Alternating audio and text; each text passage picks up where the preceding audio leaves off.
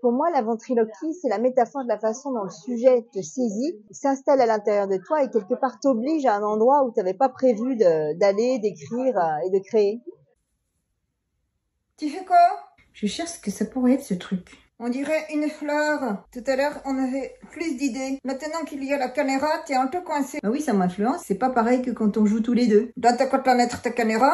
On a qu'à jouer tous les deux. La ventriloquie, ça fait partie de la performance. La performance, j'ai mis ça en place pour partager les mots du corps à partir d'un geste, à partir des sensations. Et la ventriloquie, c'est poussé un peu à l'extrême cette idée des mots du corps, des mots de la chair qui parle. Du Bellay, c'est la chair qui parle. Ça te fait penser à quoi, ça, ce truc bleu, là? Je pense que c'est une fleur des profondeurs. Quand tu l'ingurgites, elle doit faire des vagues à l'intérieur et te permettre de ramener le passé sur la rive pour le reconsidérer. Joachim du Bellay, je l'ai pas choisi. J'ai obtenu une résidence dans son château de naissance, le château de la Turmelière à Liré, en Anjou. Et c'était les 500 ans de sa naissance. Et en arrivant au château, l'équipe m'a demandé d'écrire quelque chose en hommage à la poésie de du Bellay. J'ai un peu détourné la consigne et j'ai rédigé une lettre, cher monsieur du Bellay, et j'ai fait un peu comme je fais pendant mes ateliers d'écriture.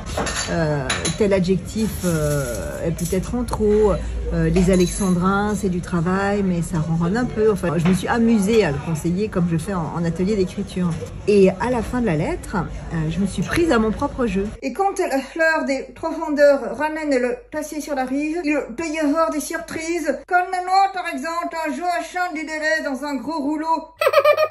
T'as appris à rigoler, Joachim.